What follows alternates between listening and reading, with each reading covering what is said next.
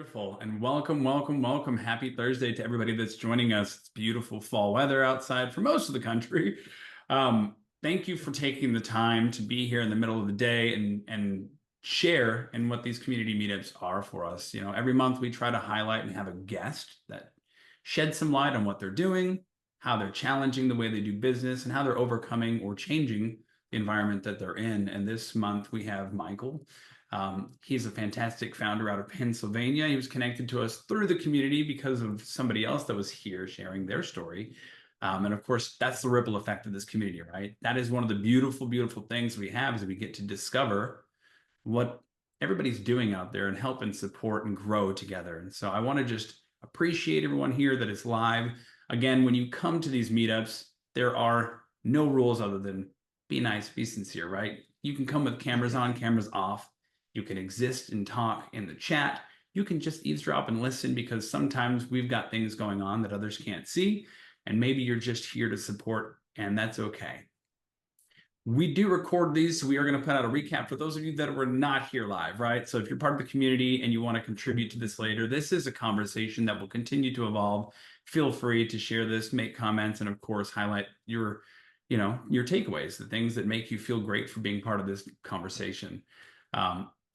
Michael, before we get started, my friend, one of the things we always do is we have everybody that is here to be part of your conversation introduce themselves so that you know who showed up and they feel committed and seen. And of course, they're part of this conversation and your evolving story. So I'm going to lead that dance. My name is Adam Griggs. I am the moderator of this wonderful community meetup. And I have the pleasure of leading these each and every month. And I'm so excited for you to share your story today. And I'm going to throw it over to my friend, Susan. Thank you. It's good to be here. I always love joining everyone here. We get to know each other pretty well. And yeah, Michael, I'm looking forward to hearing what you have to share today. And so I am a life coach. I help Christian moms that are really looking at ways to balance things in their lives and make choices that matter. And I do specialize in helping people with better communications so that they are honoring the things that are important to them and helping those honor the things that are important to them so that the conversation is facilitated in such a way that each other feels respected and are able to articulate what it is that is important to them about whatever's being asked of or wanting to be created. Now, thank you for being here, Susan, and all of your wonderful open insights are always straight from the heart. We appreciate you for being part of this dialogue and this conversation. So thank you so much. Mr. Graziano, Jonathan, you want to introduce yourself? Hi, everyone. My name is Jonathan. I'm on the GoDaddy team. I work as an engagement manager there. So I do everything from helping figure out how we show up on social to working with this community and being a part of this amazing community. I'm so happy to see you here today, Michael. I work in social marketing directly here, so I'm very curious to hear your perspective on this. Always, you think you know everything that's going on, and then a month later, everything changes. So it's great to get this update. I'm looking forward to that. And yeah, that's me. So I will pass it over to Johnny. Hello. Actually, thank you for. See, you see me? Oh, I'm sorry, but the lighting's not ideal. Here we go. I am here. Actually on a break. So hi, everybody. I'm on a break from a class that I'm teaching. So I won't be able to stay for the whole thing. I just wanted to show support and say hello. Hi, Michael. Nice to meet you. And it's a great group. As you can see, we have a lot of fun and it's always a great experience. I will watch the recording later. I am Johnny. I am a certified medical interpreter and licensed trainer of interpretation. And I run a small language service providing company that is based out of Golden, Colorado. And I travel quite a bit. I'm out in Colorado, sometimes I'm overseas, and enjoy speaking Spanish. I'm also a fluent Portuguese speaker and really enjoy just helping other people with whatever their pursuits are to reach their goals. So it's good to meet new people, and I try to support as much as I can. So it's always a privilege, and I'll pass it over to Autumn because it's autumn. So, Thank you. It is autumn, yes. And I'm actually in Nashville right now, and it's very much autumn here. I work on the GoDaddy social media team. I think most of you know me on this little group. But yeah, I'm glad to be here. Thank you, Michael, for coming to tell us all about you and your company. Thank you.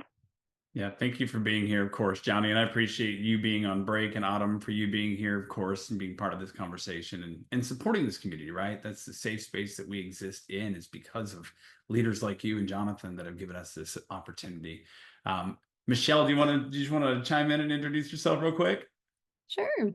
My name is Michelle Agree. I'm actually Mike's wife, so I'm just a room over, but wanted to listen in, support, and hear all about formative. And as I already know a lot, but yeah, really excited for the presentation to be here and appreciate the platform for him. But I'm a dietitian and also work in healthcare project management, also as just a side note, and also have my own kind of side business too. So still applicable to myself. Nice. Well, thank you for being here and being supportive. And of course, we've got to hear more about that. When you come to the meetups, hopefully we'll be able to learn a little bit about what you got going on, Michelle. So thank you for that. Michael, my friend, you are the man of the hour. You are here to shed some light on who you are, what you are all about, what Formative is, and why on earth you chose now to launch a business. Yeah, no, thank you so much, Adam, for inviting me to this. I participated last month when Manny was here, and that was a really great conversation, and just really liked the energy of the room. So thank you for having me. Thank you, everybody, for being here. It's a pleasure to meet you all. And if I met you last month, it's a pleasure to see you again. So I guess just starting just with a little bit of a background on myself. So I am born and raised here in Pittsburgh. Tried to leave the city, but everything has kept pulling me back. And so far I've made my life here. I went to school for undergrad at Duquesne University, where I did a triple major in education, English, and computer science. Got out, taught high school English for a little bit, bounced around to a nonprofit. And then as I was working at the nonprofit, I got a call from a friend of mine who was like, hey, I know you're been trying to get into marketing more. Why don't you come work with me at a influencer marketing agency specializing in mobile video games? And I was like, really? Me? Of all people? I don't know anything about this space, but he knew I was a hard worker, and that I always take the approach of like, I'm a sponge, right? Just put me in the room, let me soak up all the information that I can, and I'll do the work as it comes, and try to better myself for the betterment of the clients and the people that we're serving. So that's how I got into influencer marketing. I was running global campaigns for some of the largest video game developers in the world, such as Activision, Tencent, Blizzard, Garena. List kind of goes on, and fortunately was lucky enough to also work with influencers all around the world. Southeastern Asia, South America, the European Union, Canada, US, pretty much every continent I've worked with an influencer or influencers. And that was very valuable experience. And what it taught me was, brands are searching for a very authentic way to connect with their constituents. And the best way in which we used to do that was word of mouth, right? And that's still the most popular way of marketing, and still probably one of the most effective ways of marketing, right? Of me telling like, hey, Adam, I just ate, at this restaurant, had an incredible dinner. You got to go check it out. Next thing you know, he's there with his family, and it's just like this chain reaction, right? Well, I look at, and this is, I've gotten some pushback on this perspective, but I look at influencer marketing as essentially today's word of mouth marketing, right? It is you as a brand are arming people with a narrative that you want them to project out into a digital space, rather than just in that one-on-one conversation, right? And I found that with that being said, the priority of localization really matters. I've seen the trend in influencer marketing go from, everybody wants to work with, the Mr. Beast of the world, right? All these, mega influencers who have multi-millions of followers across all their platforms. And not to say that they still aren't effective, but what I've been seeing is that there's more of a trend now leaning towards more micro and mid-tier influencers. In the Pittsburgh area, we have a couple pretty notable ones. A lot of them are in the foodie scene. I'm sure Columbus also has some foodies as well that are very well known. But brands are really leaning on that ever so often to really localize their message and connect more in an intimate setting. And we see also when it comes to conversion rates that micro and mid-tier influencers perform a lot better when it comes to converting the audience into, let's say, signing up for a pre-download of a video game or whatever the product or service may be. So that's just a little bit of a background story about me. I'm also right now at the University of Pittsburgh, just finishing up my dual master's program, getting an MBA there, and then also a degree in marketing science as well. So trying to, just build up my my toolkit here and utilize it to help them build this business here that we came to talk about today, Formative. Yeah, no, I appreciate that. Number one, we could nerd out all day asking about the video games and who you got to work with on the influencers, but we'll shy away from getting into the details on that. I want to just highlight the fact that you are a full-time student, you have a job, you've learned marketing through your job, and you've still chosen to launch something on the side. And I really appreciate you, by the way, for casting your vision and purpose on what you see in the influencer space, because that is going to lead us into the conversation into what is formative, right? And why did you launch it? It's difficult for so many people to have the courage or confidence to really want to take the leap and start something. And we're really, really big on collaboration and influence here in our community because we learn and grow together. And if we can actually find something that resonates with us, usually that drives confidence and consistency. And that's why we make our decisions. And I think that aligns a lot with your message with formative, Michael. The fact of the matter is yeah, not everybody can reach through the screen and talk to Mr. Beast. Yeah, we might have Noodle's dad on this call, right? That's cool. But not everybody's got that reach, right? So having this ability to start setting the boundaries and creating this community approach to collaboration and influence on a micro level for our community is fantastic because we have freelancers, we have micro business owners, we have solopreneurs, we have people that are still in the throes of life and they're small to medium-sized businesses that want to experience something on a meaningful level. And when they can get that respect or that feeling of referral, well, when that resonates, that drives consistency, and that's a relationship, right? And so what you're doing is creating this environment, this platform that can actually create relationships for these clients.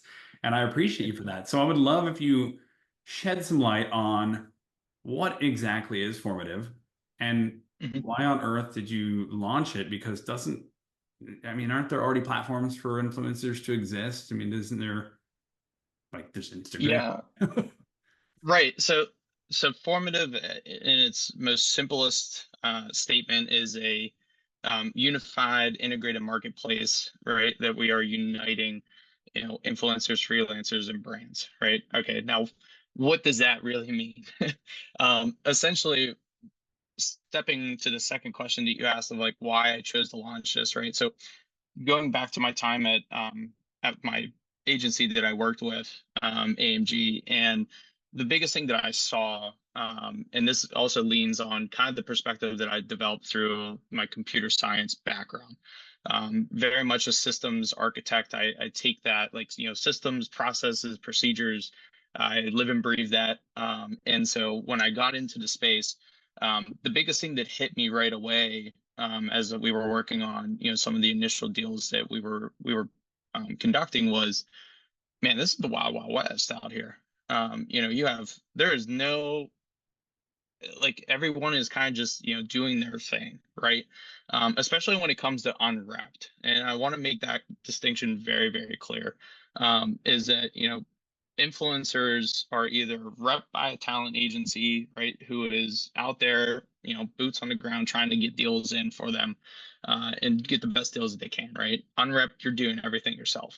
And, you know, when it comes to that, a lot of the times the unrepped influencers get taken advantage of in the space. And they get taken advantage of in numerous ways. One, pricing, right? They don't necessarily know how to price themselves, especially when they're starting out. There's a lot of questions of like, you know, how much should I charge for an Instagram reel? How much should I charge for a YouTube dedicated VOD, right? And all these other, you know, types of ways that they can message on all of these variety of platforms.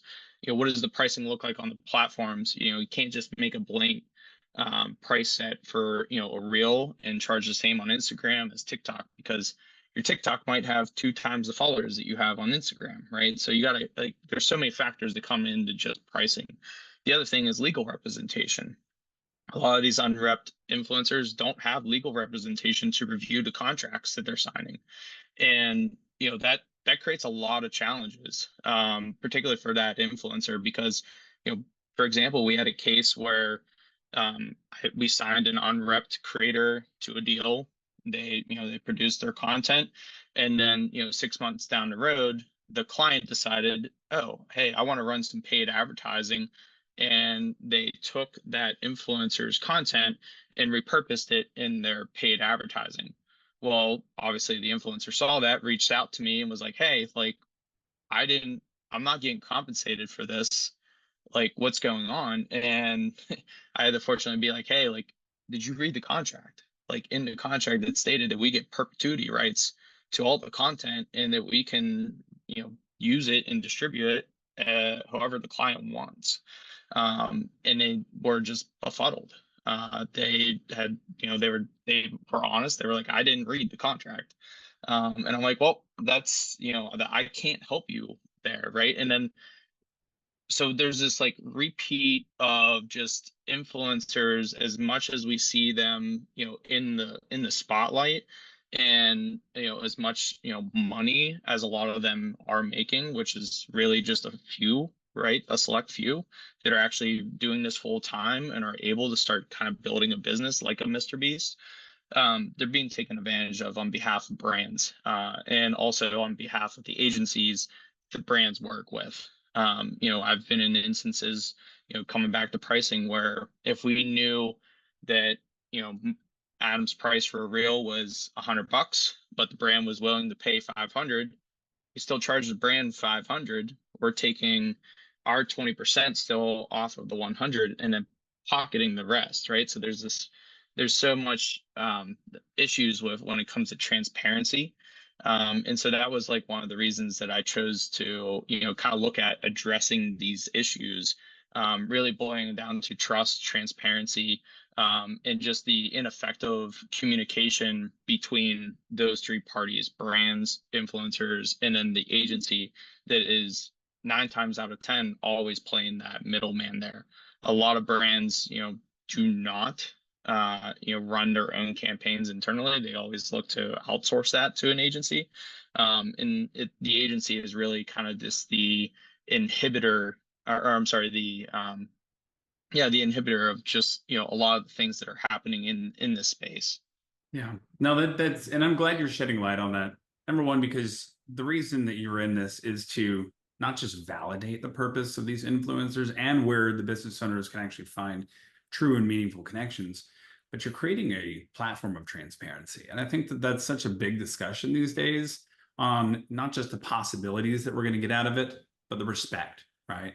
When you do something, especially if you're already an influencer and you're trying to drive meaningful engagement, you've got to be very, very careful that whoever you work with is going to treat you right. They're going to treat your image right. And it's not going to come back to bite you in the ass, right? So, I mean, it sounds like what you're creating here is a win-win, right? It's meant for influencers that want to take advantage of understanding how to draw audience and how to grow their brand and how to grow their opportunities, and of course capture more of that revenue. And on the other side, small business owners, micro influencers, or even just people looking to get their brand out there are finding an engaging platform that's not going to lie to them. It's not going to take advantage of them, and it's not going to draw out their brand and dilute it, right? So I appreciate the fact Yeah. that you've taken that stance.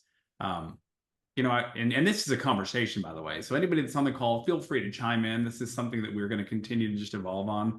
And I know Johnny had to jump. But Susan, you got your hand up. Yeah, so well, I was so curious about what Jonathan was thinking about all this stuff because you are a heavy duty influencer. So Michael, pardon me for not interpreting everything you just said. That's why we ask questions, right? We need clarification. So Absolutely.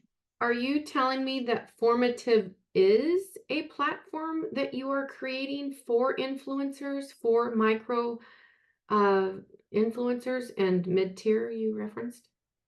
Yeah, so the platform is being built, and there are, as Adam pointed out, there is other software that is currently out there, right? There's Grin, there's Creator IQ, there's Aspire. So there is already some of this software that is available out there. But the problem with it is that it is very much brand centric, right? So it is very much predicated on helping brands implement and execute influencer marketing campaigns, right? But Okay, so it's a we're software, it's not like a new Instagram platform. the best way to put it would be, if you're familiar with like Fiverr or Upwork, Mhm. that would be like kind of an equivalent here. But what we're Okay, doing is thank you. we are repositioning that marketplace to not just serve like essentially a two-party system, right? Fiverr serves freelancers and brands, right? So what we're doing is we're creating that marketplace to service three parties. And the reason for that is in my line of work, what we see often is that whenever an influencer marketing campaign is happening, there are always these three pieces that are always in play. It's, the brand contracts out to the influencer to put together, let's say an Instagram reel. Well, that brand may also be contracting freelancers because they don't have an in-house creative team to produce some of the assets to give those influencers to use in their campaign. Or there's also the situation where, let's say, the brand already had those creative assets that they gave to the influencer. The influencer might turn around and be like, hey, you know, um, the deadline on this campaign is very rushed. I don't have time to clip together my Instagram reel and do all the editing. I'm going to hire a buddy of mine who's a videographer to do that work for me, right? And what I've seen is that it's either they go to a friend, right? That influencer goes to a friend that they know that does some of that work and, is able to pay them to do it, or they're going to Twitter, or now X, and putting an ask out to their community to be like, hey, I need a videographer to, do XYZ, please DM me, right? And so what we're seeing is that there is such a fragmented toolkit for these influencers, right? They're going from, Twitter to find a videographer to, Monday.com to manage the campaign to, emails, the this, that, the other thing, right? Everything is all scattered, right? And going back to my background in, computer science, I look at ways in which that we can optimize a certain system, right, or process, right, to be as effective and as efficient as possible because time is money, right? Okay, and And so so, that's wonderful. And so I'm curious about the people that you are allowing to be on your platform. They are all vetted, they are all trusted partners. Okay, thank you. yes, yeah, yeah. So everyone, and these are things that, so to clarify where we are in this process is that we are like essentially developing our prototypes, like our MVPs right now. This is not something that is currently live, and we're gearing up for a funding round too. So this is still something when it comes to, right, how do we validate influencers or brands or freelancers coming into the platform? I don't necessarily have the clearest answer for you right now, but like one of the best things that we can do, and like as we've seen, Instagram Meta just instituted this policy, right, where you're going to have to present some verification of who you are, especially if you're under 18, right? Now that's something that LinkedIn has been doing now for, I think, like about 2 years now, right? Where you can go to id.me, I think it is, right? Put in, your driver's license or your passport to validate exactly like who I say that I am. And that's one of the biggest things that we want to do, because there are brands that, especially those that are just dipping their toes into influencer marketing, sometimes get caught off guard that they contract out to an influencer who says that they have 100,000 followers. But in reality, when you go and actually examine their following count, maybe only 5 to 10,000 of those followers are actually real people, right? A lot of them are bots. So I'm that there's removing bots all the time on mine. we all are. We all are. It's it's unfortunate. Like Twitter is, about 80% bots right now, right? So that's why like a lot of people have stepped away from it, especially when it comes to advertising on Twitter. And it's one of those problems that unfortunately these platforms have not necessarily have done the best job grappling with. And that's something that has bled into this industry, right? Of just that constant fear of, are the influencers that I'm contracting with, especially when you're dealing with micro and mid tier who aren't as well known as a Mr. Beast, are they authentic? Is the demographic information that I'm getting from their accounts validated? And so that's like one of the things that, again, when I come back to that narrative of this is the wild wild west, that's why I look at Formative as kind of being that, that marketplace that comes in and brings stability to an industry that is currently growing at almost 30% CRG. And More it's about to, importantly, I have to interrupt you. More importantly, authenticity. yeah, absolutely. I mean, this is about to be a $200 billion industry by 2032. And we can't continue to operate in the way in which we're operating, because again, it's to the detriment of not only influencers, but it's also to the detriment of us, the consumer, right? We are trusting these influencers. Like I just read a study just a couple weeks ago where 70% of Gen Alpha doesn't takes into account an influencer's perspective on a product of whether or not they should buy it. So if an influencer told someone in Gen Alpha, hey, this iPhone 16 that came out, it's junk, don't buy it, 70% of them are going to be, okay, yeah, I'm not going to buy the new iPhone. So, That's and we're seeing Gen Alpha is also becoming the most powerful block in our history when it comes to influencing household purchase decisions, right? So TikTok has been kind of famous for this when it comes to particularly cars. We're seeing that, when mom and dad go to the dealership, and they're looking to get either, the minivan or the SUV, that the kids now are influencing that decision more so than ever before in our history. And it's all coming back to the information that they're consuming on these social media platforms and the influencers that are on those platforms and the narrative that they're pushing. That's why, getting into, not to get too much into politics, being that we are, 25 days, I think, to election, but that's why you're seeing like influencers having such a greater presence now than ever before when it comes to elections as well, not just on the federal level, but also at your state and local level, right? Because people are understanding the power that they hold. And I think that, despite the power that they hold, though, there's not that many resources out there that are helping them scale their business. And at the end of the day, it is a business. Yeah, and not to jump in here, but a lot of what you're saying circles back to your vision and purpose, right? You are creating trust in the opportunity. It's not necessarily that there are platforms where people can go to and start, connecting with these influencers.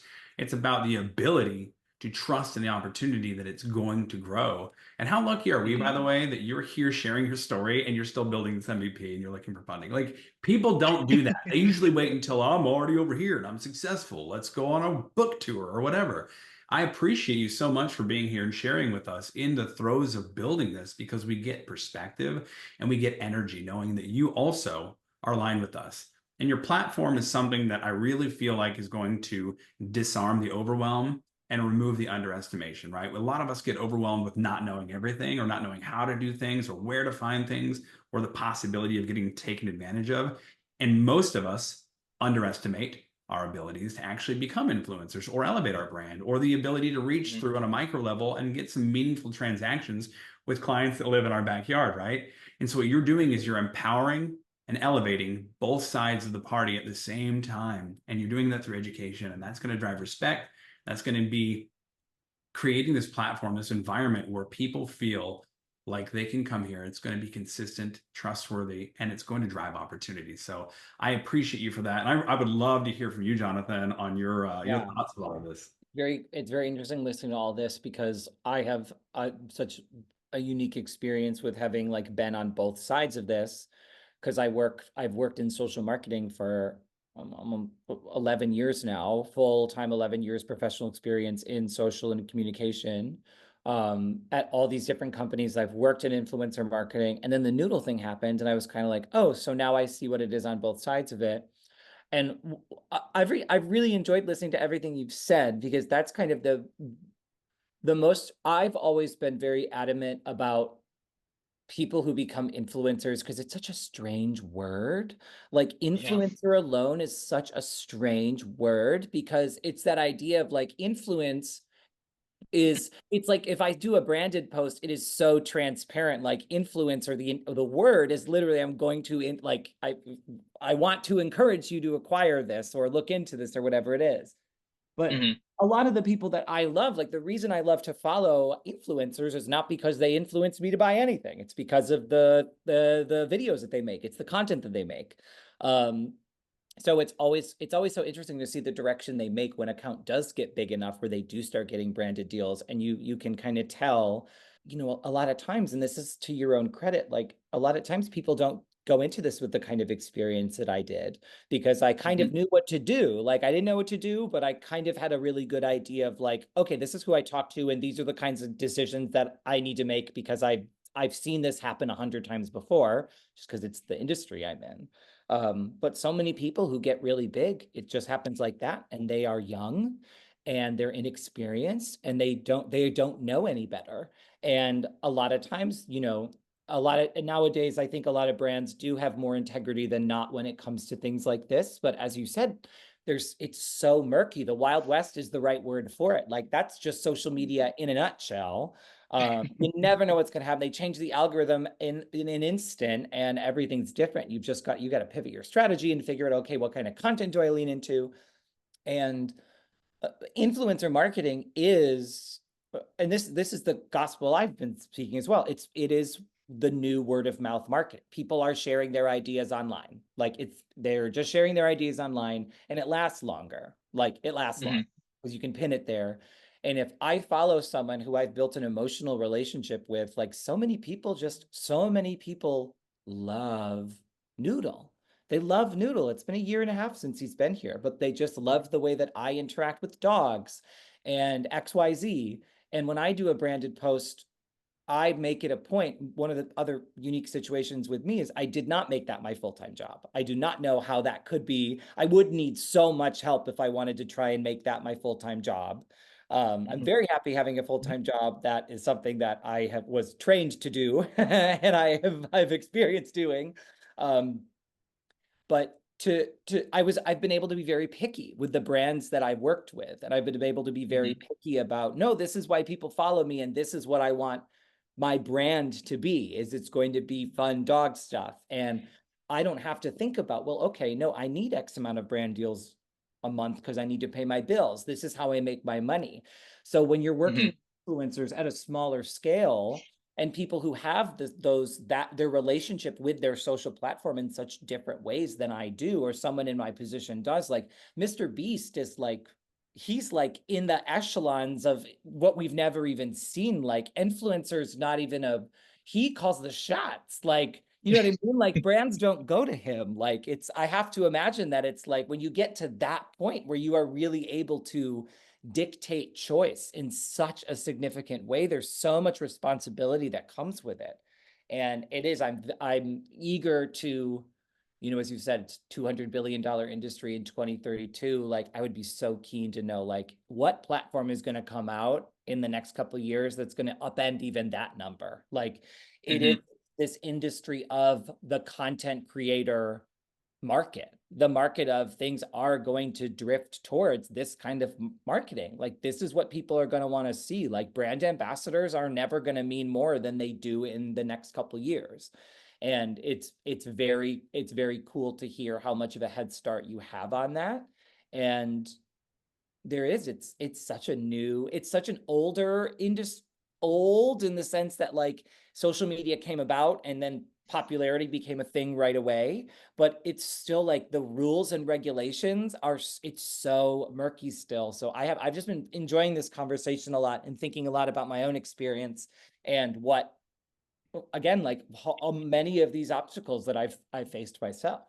Oh, that's a wonderful thought there, Jonathan. And I think I can answer one of your questions. You said that you don't know, or you're curious to see which platform is going to come out in the future and really upend this. I think it's formative. I think that's what we're talking about here, right? Is this platform, this marketplace is creating. Oh, I meant, so forgive me. I meant like a social network, like a Yeah. social media network. I'm just picking on you. Oh, No, I know. And I really, really appreciate this conversation because there's so much that goes into trusting a brand, but there's so many things that we don't see, the interactions, the occurrences, the choices, and really what you are creating, Michael, if I'm, speaking out of turn, let me know. What you're creating is choice. You're giving people the choice to seize an opportunity in a way that they see aligns with them and is meaningful. And I really, really think that what you're building here is something that is going to catch fire. And it's really cool that you're in the throes of actually building it out and creating that. And I know, Susan, you've got your hand up, and welcome, Patrick. Appreciate you for joining us. Susan, I'll turn it over to you. Yeah, so a couple things came to mind listening to you, Jonathan. I did catch that you were referring to the the platform like an Instagram. And then remember, Michael, I was asking you, like, is this a platform that you're referring to? Actually, I have a few thoughts that are coming to mind. So I'm wondering, is this the premise of you creating that platform, Michael? I don't know. It's a question for you not to answer now, but that's what comes to mind. And then, Jonathan, all the stuff that you said resonated. So what I know is that people buy on emotion.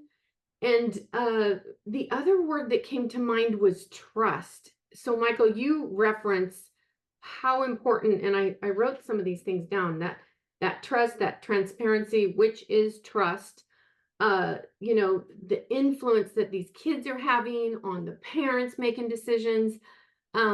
It's so amazing. So what comes to mind though in that word of trust for me is this, that with AI in the mix, we haven't even mentioned AI yet, or maybe I missed it. Trust is going to be so key. How is it that I'm going to be able to trust what's being said? And it's going to be experience, right? And I guess even just listening to you, Jonathan, talk about how people are purchasing things. This Beast, I don't know who Mr. Beast is, but I'm going to look that up.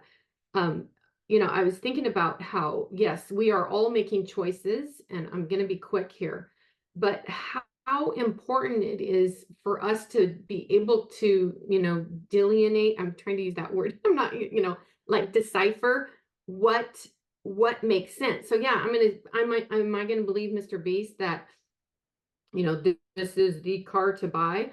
Well, I'm not going to know until I actually try it out. So that's really what I wanted to say. And I have to jump in because the trust, Michael, you've talked about this a lot, but that's where the micro influencers come in, that's where the nano and the micro influencer comes in, is because, you start to follow these people and you build this relationship with them when you're like, no, I've been here from the beginning. I've watched their journey. I've been there supporting them. So I have built that trust with them. And then when they get, you know, you see it happen all the time where people will get quote unquote famous or popular on TikTok for being like, you know, an everyday millennial, or their humor is about how they work a 9 to 5 or blah, blah, blah. Then they get really big on TikTok and they're very clearly making a lot of money through brand deals.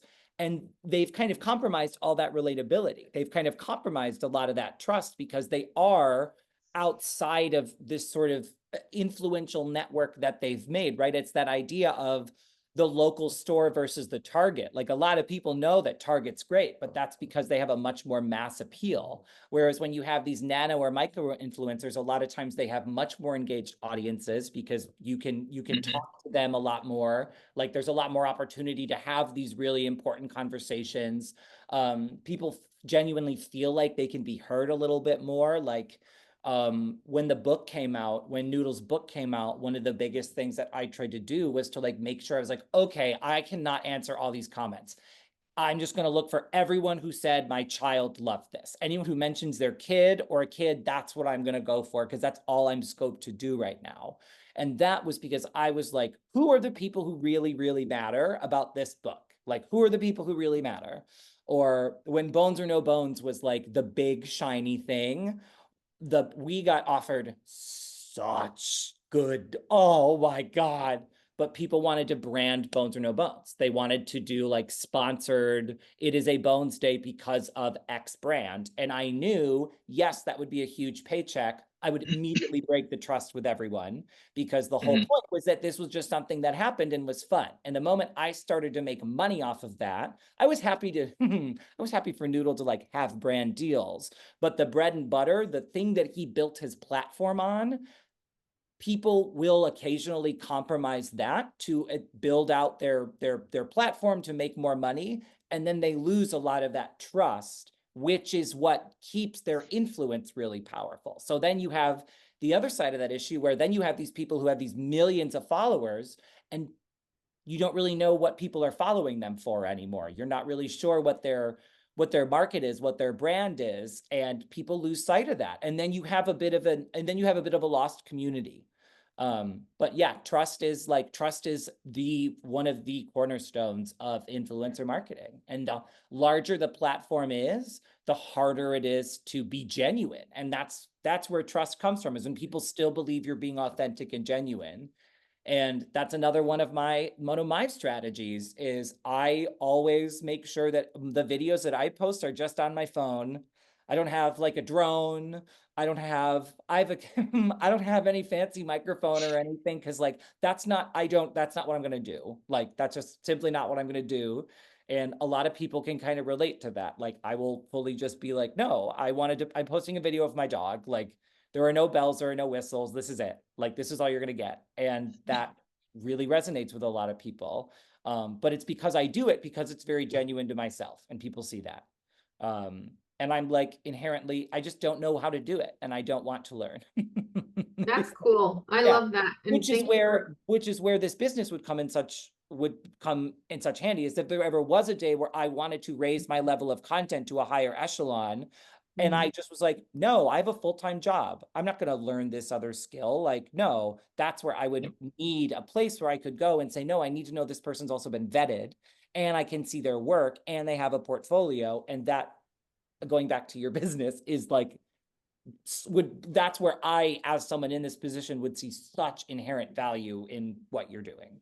Yeah, and it's a great point, because like so many people, right? Like like you mentioned, nano, micro, even mid tier, it is not their full-time job yet, right? There is a desire to maybe turn it in, for a majority of them, into their full-time job, but they're stuck in a spot where they feel like they don't have a choice, right? And sometimes, though, that choice is the only present choice that a lot of those influencers turn to, is, okay, well, now I have to seek a talent agency, right? Because that will at least, have somebody working for me, bringing in brand deals. I don't have to go searching for them. That's one less thing that I have to worry about. But the downside of that is you're usually giving up about 20% of that pricing that you put forth, right? So, there's a lot of things that when we look at and why this platform is it's meant to be inclusive, right? So whether you're a nano or a mega influencer,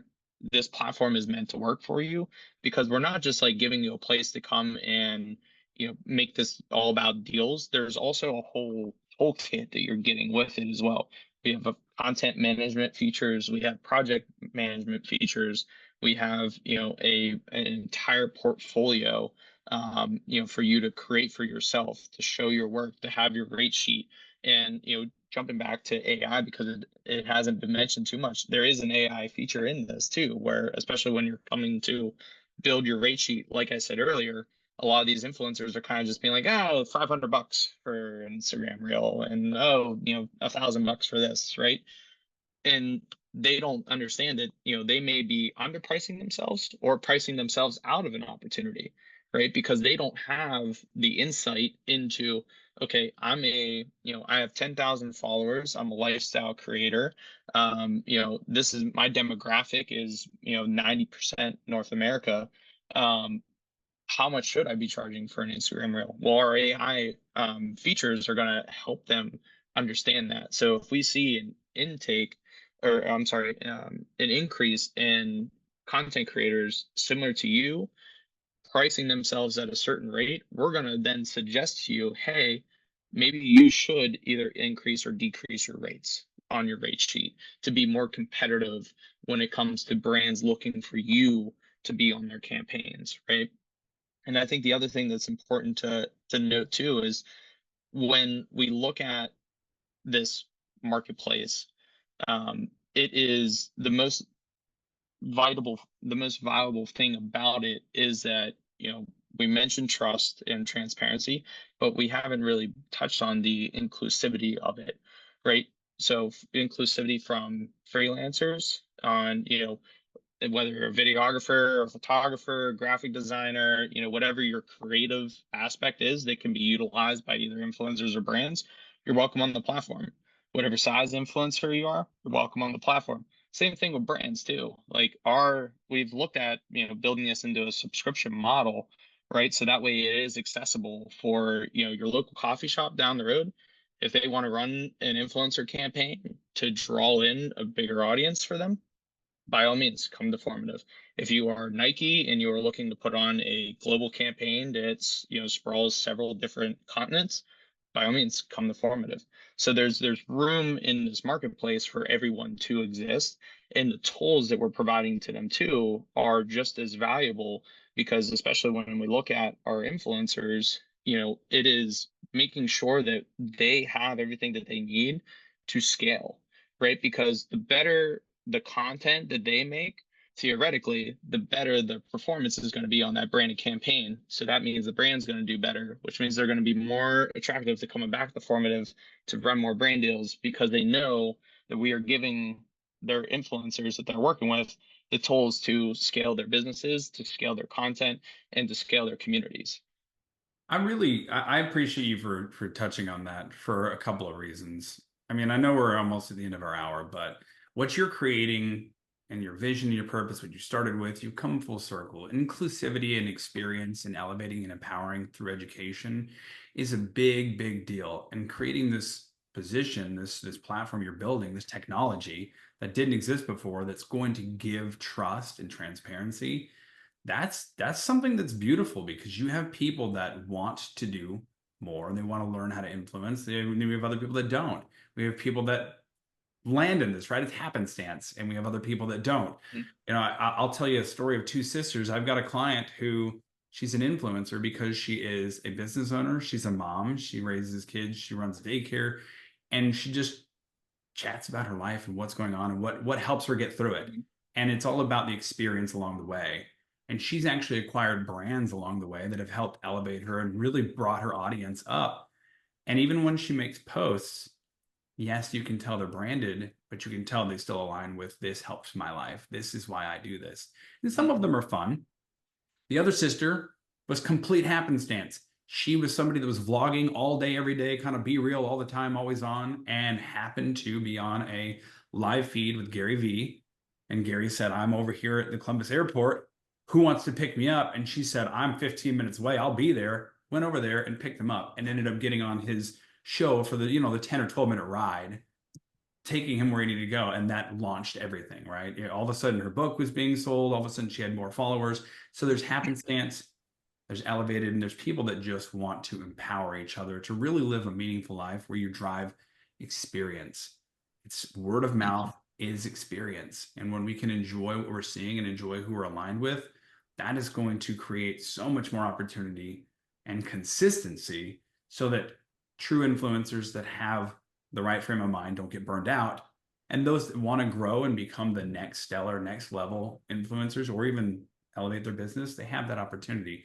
What you're developing here is so impactful, Michael. And again, thank you so much for sharing while you're still building this out. We haven't even gotten into monetization or the fact that you're building a subscription base or how you're dealing with both sides of the channel and how you're finding developers. I mean, there's so much we could talk about, but I just wanted to say that I'm grateful for you for sharing why you're building this, what it's all about, and where you're headed while you're still in the throes of life with this. And I'm going to turn it over and just open it up for comments and kudos, of course, but I couldn't leave without saying that. So thank you. Thank you, Adam. I appreciate it. Any last minute questions, comments, or kudos? I really appreciate I always appreciate this conversations like this, like, again, being a part of this industry for as many years as I have. It's been amazing to watch it grow, and it's been deeply frustrating, and it's been really exciting. And it's like, again, everything that's happening with X, you get excited about things, and then you just have to kind of calmly surrender to the changes that be. But it's always nice to touch base, like professional to professional, about the industry and the state of things. And it is, I had a lot of help when all this craziness happened to me, so it's just really nice to hear that there are so many people out there who are recognizing, like, yes, this is a huge industry, yes, this is going to continue to grow, but this doesn't have to be exploitative. This doesn't have to be something where this becomes the mill where someone gets big, like the one-hit wonder, right? It's I was listening to this amazing podcast over the weekend about this podcast called Reply All, and it was this case where this guy called in and there was a song stuck in his head, and he vividly remembered it from his childhood, and nobody knew who it was. Like, everyone in the music industry, Rolling Stone, Bare Naked Ladies, nobody knew what it was. And it ended up being this song that they played on a local radio, because what the music industry would do is they, in like the late 90s, they would spit out band after band after band, and they would throw their CDs all over the radio network, and then they'd kill them after like 3 weeks if they didn't get enough attention. So these people would invest all this money and think, I'm going to be the next big thing, and then Big Brother would pull the plug on them and they'd lose everything. And I couldn't help but listen to that and think a lot about how that's kind of the direction this industry is taking, where people are getting really big and they're either doing it correctly and building a business for themselves, or they're having a bright, shiny couple of days and then you never hear from them again, despite them really trying to do it. So I really just appreciate hearing that there are people who are trying to take the wheel and just like help, really help, just help every brands too, like just help people, like freelancers, like get the work that everyone kind of wins, right? It's that idea where like everybody gets something for participating in this, in your business on this platform. And that's always a really, that's always a really good sign. So well done. Thank you so much. I appreciate the comments. No, I appreciate you for being here today and helping us experience your innovation. I think that your story is meaningful. Obviously, this is a conversation that's part of a community, and it's a larger community at whole. So the conversation doesn't end here, right? It's going to continue through our interactions on LinkedIn or through our experiences with each other. So 100%, we should definitely follow up and connect. So Michael, the big question at the end of this, this hour that we've had you, and thank you for giving us your time, is where can we go to connect with you, and where can we go to support you and your vision with Formative?